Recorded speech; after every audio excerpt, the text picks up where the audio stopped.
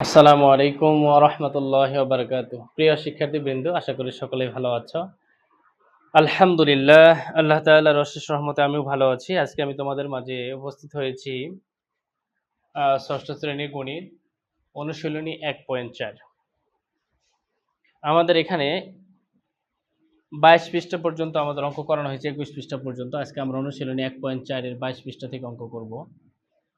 তো প্রিয় শিক্ষার্থীরা, তোমরা বই খেয়াল করবে যে ১ নং এ দেওয়া আছে নিচের ভগ্নাংশগুলো যুগল সমতল কিনা নির্ধারণ করো। তো এই ক্ষেত্রে আমরা যে জিনিসটা আমি তোমাদেরকে বোঝাই দেবো সেটা হচ্ছে যে ভগ্নাংশটা যুগল সমতল কিনা সেটা আমরা খুব সহজেই বের করতে পারবো। এবং আজকের এই ক্লাসটা দেখার পরে যুগল সমতল নিয়ে তোমাদের আর কোনো সমস্যা থাকবে না ইনশাল্লাহ। তো এই ক্ষেত্রে আমাদের যদি দেখা যায় যে দুইটার মান একই হয় তাহলে সেটা আমরা বুঝবো এটা আমাদের যুগল সমতুল। আর যদি দেখা যায় যে দুইটার মান ভিন্ন হয় তাহলে আমরা বুঝবো যে এটা যুগল সমতুল নয়।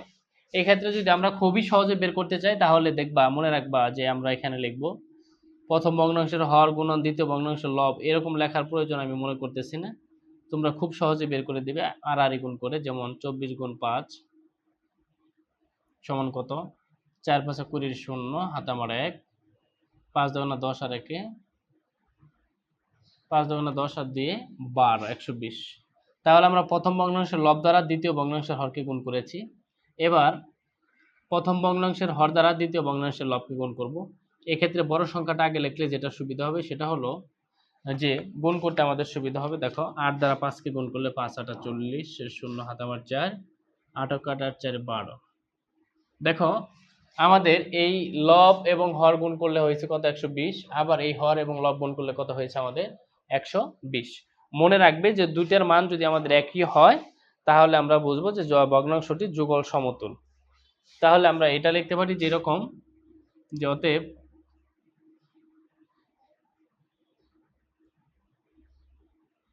ভগ্নাংশটি যুগল সমতুল।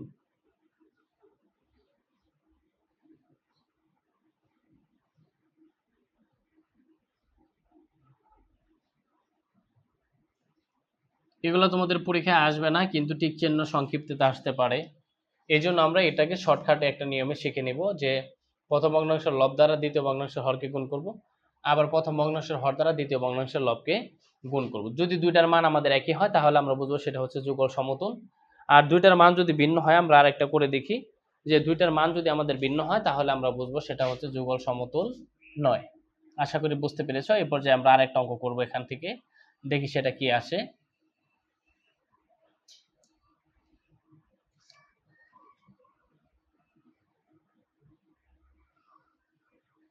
দেখো এখান থেকে আমরা করব 7/11, আর একটা হচ্ছে আমাদের 14/33। তাহলে আমরা লিখতে পারি এখানে আগেরটার মতো করেই যে প্রথম ভগ্নাংশের লব দ্বারা দ্বিতীয় ভগ্নাংশের হরকে গুণ, 33 গুণ 7। আর এখানে আমরা বড় সংখ্যাটা আগে লিখবো 14 গুণ 11। তাহলে 3 7 21 1 হাতে আমার 2, 3 7 21 আর 2 23। এবার 14/11কে আমরা এখান থেকে গুণ করে নিয়ে আসি। দেখো 4 অকে 4, 4 অকে 4, 1 ঘর বাদ দাও, 4 অকে 4, 4 অকে 4। তাহলে 4 8 4 আমাদের হলো 484। প্রিয় শিক্ষার্থীবৃন্দ, তোমরা খেয়াল করো, দেখো এখানে আমাদের একটার মান হচ্ছে 231 আর একটা মান হচ্ছে আমাদের 284। তাহলে এক্ষেত্রে আমরা যেটা লিখবো সেটা হলো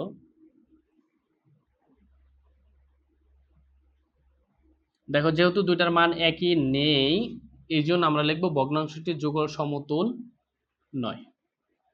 আশা করি প্রিয় শিক্ষার্থীরা তোমরা যুগল সমতুল এবং যুগল সমতুল নয় এটা বুঝতে পেরেছো।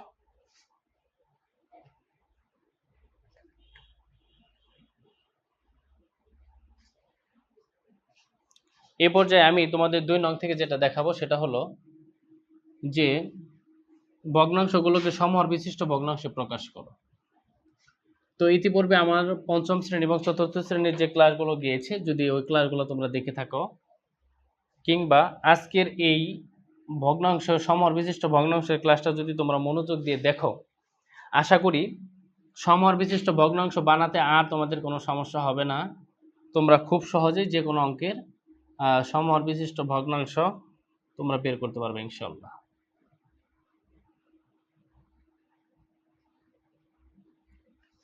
এটা হচ্ছে আমাদের একটা অঙ্ক। দেখো এটার হর হচ্ছে 5, এটার হর হচ্ছে 10, এটার হর হচ্ছে আমাদের 40। বলছে সমহর মানে কি, যে সবগুলা ভগ্নাংশের হরই একই হবে। দেখো যদি 40 হয় প্রথম ভগ্নাংশের হর দ্বিতীয়টাও 40 হবে, তৃতীয়টাও 40 হবে, এরকম সবগুলা ভগ্নাংশের হরই আমাদের কি হবে, একই হবে। এক্ষেত্রে আমরা লিখতে পারি ভগ্নাংশগুলোর হর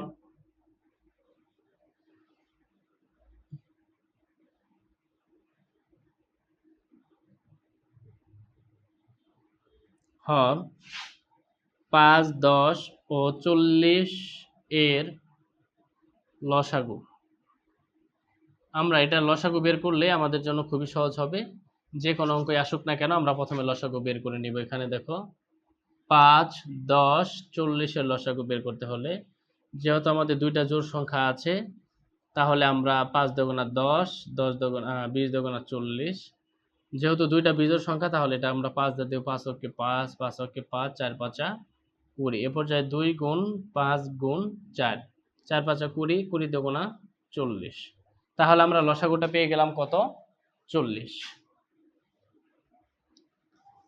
প্রিয় শিক্ষার্থীরা খেয়াল করো যে এখন আমরা সমহর কিভাবে বানাবো। প্রথমে আমরা লসাগুটা বের করলাম, এ পর্যায়ে আমরা সবগুলো ভগ্নাংশ এখানে লিখব।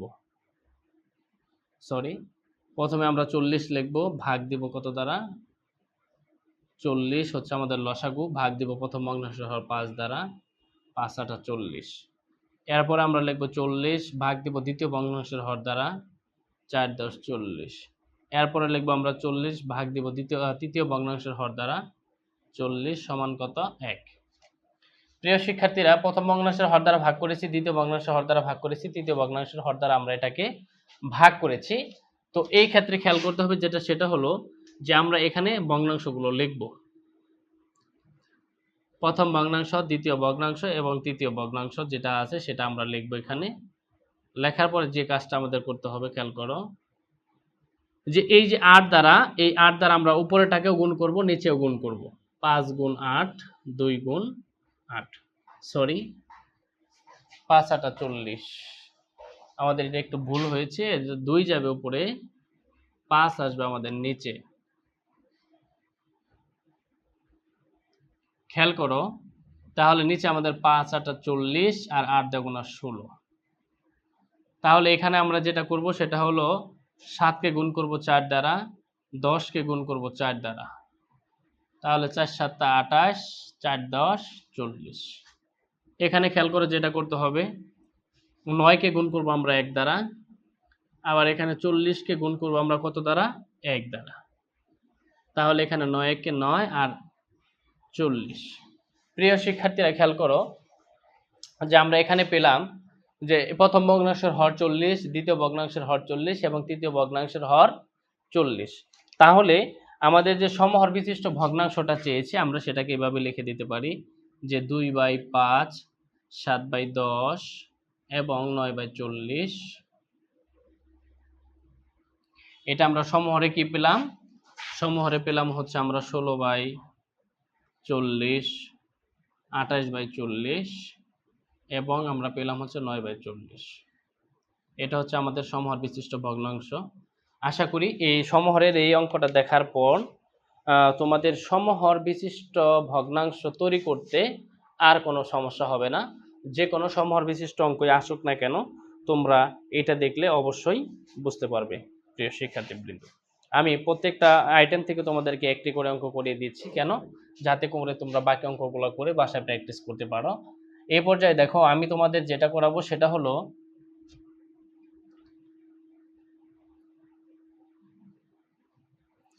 3 নং এ বলা আছে নিচের ভগ্নাংশগুলোকে মানের ঊর্ধ্বক্রম অনুসারে সাজাও।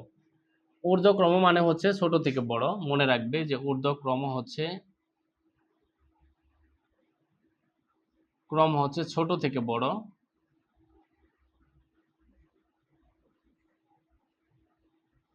এটা অবশ্যই খুব ভালো করে মনে রাখবে। আর অধক্রম হচ্ছে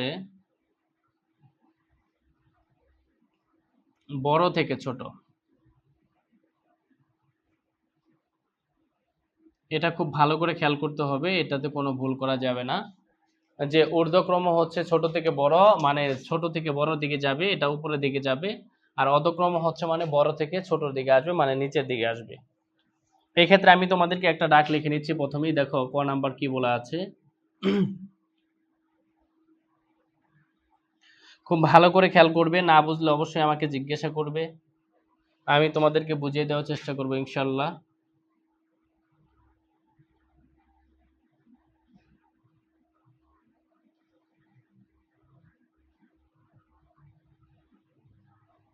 দেখো এইটা হচ্ছে আমাদের 4টা ভগ্নাংশ মিলে হচ্ছে আমাদের একটা ডাক দেওয়া আছে যে এই ভগ্নাংশটাকে ঊর্ধ্বক্রমে সাজাও। তাহলে আমরা এখানে প্রথমে আগের অঙ্কের মতোই লিখব যে ভগ্নাংশগুলোর সমহর বানিয়ে নিব আগে, তাহলে আমাদের সুবিধা হবে। ভগ্নাংশগুলোর হর, অথবা আমরা লিখতে পারি সহজে যে ভগ্নাংশগুলোর হরের লসাগু, ভগ্নাংশগুলোর হরের লসাগু, এটা আরো সহজ হবে। খেয়াল করো আমরা এখানে বের করে নিচ্ছি 7, 9, 21, 63। আমাদের এখানে সবগুলাই বিজোড় সংখ্যা, আমরা 3 দিয়ে দিতে পারি। 7, 3 তারিখে 9, 3 7 21, 2 1 21। আবার আমরা 3 দিয়ে দিতে পারি 7, 3 1 3, 7 3 7 21। এরপর যে আমরা 7 দিয়ে দিতে পারি 7 1 7 1, 7 1 7, 7 1 7। তাহলে 3 গুণ 3 গুণ 7, 3 7 21, 3 21 63। তাহলে আমরা ভগ্নাংশগুলোর হরের লসাগু পেলাম কত? 63। প্রিয় শিক্ষার্থীবৃন্দ, তোমরা প্রথমে লসাগুটা বের করে নেবে, তাহলে তোমাদের জন্য সহজ হবে। লসাগুটা বের করার পর তোমাদের যে কাজটা করতে হবে সেটা হলো যে সবগুলা লসাগুর মধ্যে আমরা হর দ্বারা ভাগ করব। লসাগু আমাদের একটাই, আমরা এটাকে ভাগ করব সবগুলোর হর দ্বারা। লসাগু আমাদের 63, ভাগ করব আমরা 21 দ্বারা। লসাগু আমাদের 63, ভাগ করব আমরা 63 দ্বারা। অর্থাৎ এই লসাগুকে আমরা প্রথম ভগ্নাংশের হর দ্বারা, এই লসাগুকে দ্বিতীয় ভগ্নাংশের হর দ্বারা, এই লসাগুকে তৃতীয় ভগ্নাংশের হর দ্বারা, এই লসাগুকে আমরা তৃতীয় ভগ্নাংশের হর দ্বারা আমরা কি করব? ভাগ করব।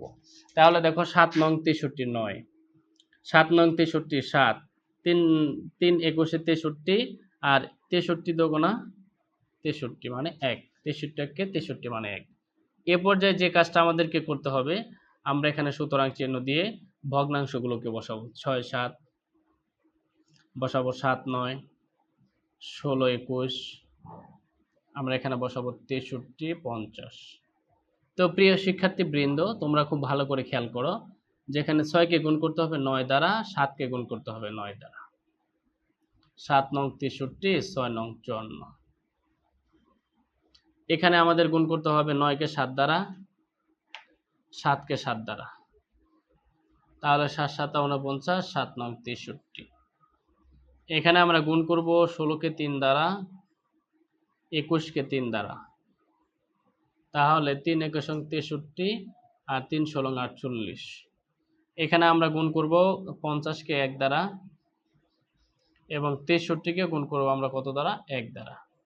তাহলে 50 একে 50, 63 একে 63।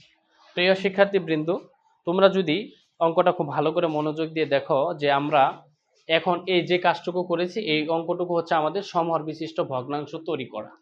তো সমহর বিশিষ্ট ভগ্নাংশ তৈরি করতে পেরেছি আমরা এখানে 63 63 63 63। এ পর্যায়ে বলছে যে এই ভগ্নাংশটাকে মানের ঊর্ধ্বক্রম অনুসারে সাজাও, অর্থাৎ ছোট থেকে বড় ক্রম অনুসারে সাজাও। তো এই ক্ষেত্রে আমরা জানি যে যদি ভগ্নাংশগুলোর হর একই থাকে, তাহলে যে ভগ্নাংশের লব বড় সেটির মান বড়। তাহলে এখানে খেয়াল করো, এটার ভগ্নাংশ 63, এটার ভগ্নাংশ 63, এটার ভগ্নাংশ 63, এটার ভগ্নাংশ 63।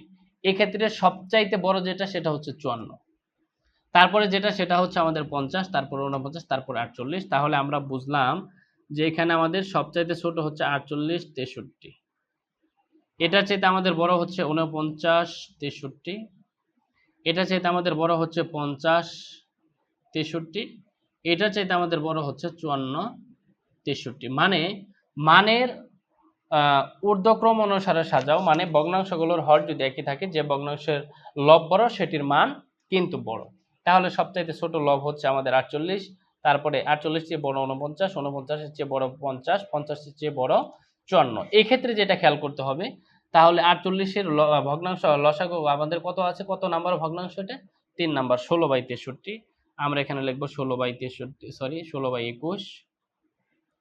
এটার চাইতে বড় কত? 49। দ্বিতীয় ভগ্নাংশটা কত? 7/9। এটার চাইতে বড় আমাদের কত? 50। এটা আছে আমাদের কত? 50/63। এটার চাইতে সবচাইতে বড় যেটা সেটা হচ্ছে যে আমাদের 6/7।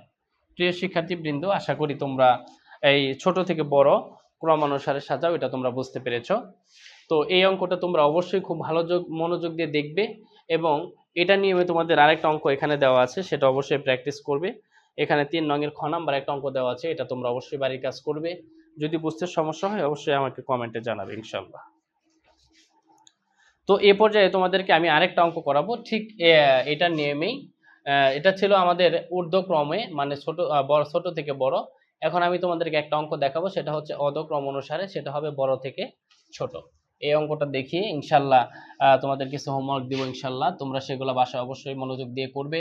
আর যদি কোনো অঙ্ক করতে সমস্যা হয় অবশ্যই আমাকে কমেন্টে জানাবে। প্রিয় শিক্ষার্থীরা, আমার ক্লাস যদি ভালো লাগে অবশ্যই তোমরা লাইক, কমেন্ট এবং সাবস্ক্রাইব করে দিবে, এবং আমার চ্যানেলটাকে বেশি করে শেয়ার করে দেবে।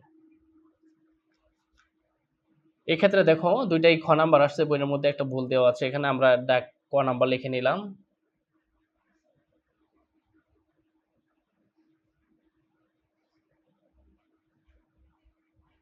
এটা আমরা এই অনুরূপভাবে আগের মতোই লিখতে পারি যে ভগ্নাংশগুলোর হরের লসাগু, ভগ্নাংশগুলোর হরের লসাগু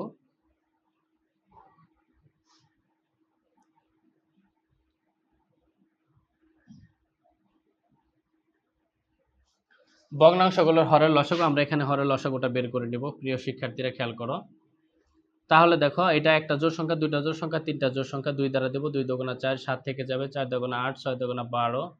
এখানে আবার একটা জোড়, দুইটা জোড়, তিনটা জোড়, আবার 2 দ্বারা দিব, 2 একে 2, 7, 2 দুগুণা 4, 3 দুগুণা 6। প্রিয় শিক্ষার্থীবৃন্দ, এখানে দেখো একটা বিজোড়, দুইটা বিজোড়, তিনটা বিজোড়, কিন্তু এক দ্বারা তো ভাগ করলে যা ফল তাই থাকবে। 3 দ্বারা শুধু 3কে করা যায়, 7কে করা যায় না, আবার 7 দ্বারা শুধু 7কেই করা যায়, 3কে করা যায় না। এই ক্ষেত্রে আমরা যেটা লসাগু বের করব সেটা হচ্ছে 2 গুণ 7 গুণ 2 গুণ 3। দেখো 3 দুগুণা 6, 6 7 42, 42 দুগুণা 84, 84 দুগুণা কত? 84 গুণ 2 8, 8 দুগুণা 16, 168। 84 গুণ 2 হচ্ছে আমাদের 168। তাহলে আমরা বুঝে পেলাম যে এটা লসাগু আমাদের কত? 168। তো প্রিয় শিক্ষার্থীরা খুব মনোযোগ দিয়ে দেখবে, এই অঙ্কটা করে আমি তোমাদের ক্লাসে ইতি টানবো ইনশাল্লাহ। তো এই ক্ষেত্রে আমাদের প্রথমে আমরা লিখবো 168 ভাগ হচ্ছে প্রথম ভগ্নাংশের হর 4, আবার আমরা লিখবো 168 দ্বিতীয় ভগ্নাংশের হর 7, আবার আমরা লিখবো 168 ভাগ হচ্ছে তৃতীয় ভগ্নাংশের হর কত? 8, আবার লিখবো আমরা 168 চতুর্থ ভগ্নাংশের হর কত? 12। দেখো খেয়াল করো, 4 4 16, 8 ভাগ করলে কত হয়? 7 দুগুণা 14 থাকে আমাদের এখানে 2, 4 7 28। এখানে 8 দ্বারা ভাগ করলে 8 দুগুণা 16, 8 ওকে 8। এখানে 12 দ্বারা ভাগ করলে একবার, 12 একবার থাকে 4, 4 12 48। প্রিয় শিক্ষার্থীরা, এইভাবে আমরা ভাগ করে নিব, ভাগফল বের করব। এ পর্যায়ে সুতরাং দিয়ে আমরা প্রত্যেকটা ভগ্নাংশ আগে লিখব। দেখো প্রথম ভগ্নাংশ কত? 3/4, দ্বিতীয় ভগ্নাংশ কত? 6/7, তৃতীয় ভগ্নাংশ কত? 7/8, চতুর্থ ভগ্নাংশ কত? 5/12। এক্ষেত্রে আমাদের যেটা করতে হবে সেটা হলো 3 গুণ 4 গুণ এই যে প্রথম ভগ্নাংশের যে ভাগফল বের করলাম আমরা লসাগুকে ভাগ করে, এটা দ্বারা আমাদের গুণ করতে হবে। এই পর্যায়ে আমরা লিখব 6 গুণ, এখানে লিখব 7 গুণ 24 দ্বারা গুণ করতে হবে। এই পর্যায়ে আমরা দেখো এখানে কত দ্বারা? 21 দ্বারা গুণ করব, 7 গুণ 21। আর নিচে আমরা লিখব কত? 8 গুণ 21। এই পর্যায়ে এখানে দেখো কত লিখতে হবে? 5 গুণ 14, আর এখানে আমরা লিখব 12 গুণ 14। তাহলে এটা আমাদেরকে গুণ করতে হবে, খেয়াল করো। খেয়াল করে দেখো প্রিয় শিক্ষার্থীরা, 3 দুগুণা 6, 3 6 18, আর এখানে 4 দুগুণা 8, 4 4 16। এখানে খেয়াল করে দেখো 4 6 24, 4 হাতে আমার 2, 6 দুগুণা 12, 2 14, 140, আর 4 7 28, 8 হাতে আমার 2, আর 7 দুগুণা 14 আর 2 16। এখানে দেখো 7 অক্ষে 7 আর 7 দুগুণা 14, আর নিচে আমাদের কত 8 কে 8, 8 দুগুণা 16। এখানে 4 5 20 শূন্য, হাতে আমার 2, 5 কে 5 আর 2 7।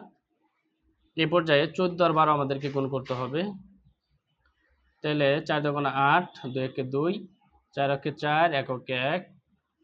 এখানে আমাদের 8 6 1 168। অর্থাৎ আমরা এখানে পেয়ে গেলাম যে আমাদের সবগুলা হরই কত 168 168 168 168। আমরা জানি যে যদি ভগ্নাংশগুলোর হর একই হয় তাহলে যে ভগ্নাংশের লব বড় সেটির মান বড়।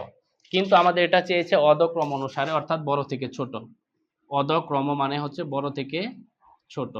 তাহলে এখানকার মধ্যে আমরা দেখতে পাচ্ছি যে এটা 168 168 168 168। এখানকার মধ্যে লব বড় সবচেয়ে কত, একটা 70, একটা 147, একটা 144, একটা 186। তাহলে আমরা বুঝলাম যে আমাদের সবচেয়ে বড় ভগ্নাংশ হচ্ছে এইটা, 1 নাম্বার। এরপরে আমাদের বড় কোনটা হচ্ছে 147, তারপরে কত হচ্ছে 144, তারপরে কত 70। তাহলে যেহেতু অধক্রম বলছে বড় থেকে ছোট, অর্থাৎ বড় থেকে ছোট, সেই ক্ষেত্রে আমরা প্রথমে লিখব কত 186। এটা হচ্ছে আমাদের সবচাইতে বড় 186 168।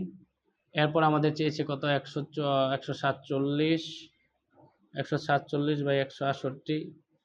এরপর আমাদের চেয়েছে কত 144 বাই কত 168। এরপর আমাদের আছে কত 70 ভাই হচ্ছে আমাদের কত 168। এই ক্ষেত্রে আমাদের যেটা কাজ করতে হবে যে 1 নাম্বার ভগ্নাংশটা আমাদের 3/4, এটা সবচেয়ে বড়। তারপরে বড় কোনটা, তারপরে বড় হচ্ছে 2 নাম্বার ভগ্নাংশ, 3 নাম্বার ভগ্নাংশ কোনটা 7/8। এটা একটু দেখে মিলিয়ে লিখতে হবে। তারপরে কত হচ্ছে আমাদের 6/7, আর সবচেয়ে ছোট আমাদের কত হচ্ছে 5/12। প্রিয় শিক্ষার্থীরা, আশা করি তোমরা এটা বুঝতে পেরেছো যে অধক্রম অনুসারে মানে বড় থেকে ছোট, আর আগে যে অঙ্কটা আমি তোমাদেরকে করিয়েছি সেটা হচ্ছে ঊর্ধ্বক্রম অনুসারে, অর্থাৎ ছোট থেকে বড়। প্রিয় শিক্ষার্থীরা, তো আমার এই ক্লাস যদি তোমাদের ভালো লেগে থাকে অবশ্যই লাইক কমেন্ট এবং সাবস্ক্রাইব করে দিবে এবং আমার চ্যানেলটাকে বেশি করে শেয়ার করে দিবে। আর যদি কোনো অঙ্ক তোমাদের বুঝতে সমস্যা হয় অবশ্যই আমাকে কমেন্টে জানাবে। ধন্যবাদ প্রিয় শিক্ষার্থীরা। আসসালামু আলাইকুম ওয়া রাহমাতুল্লাহি ওয়া বারাকাতুহু।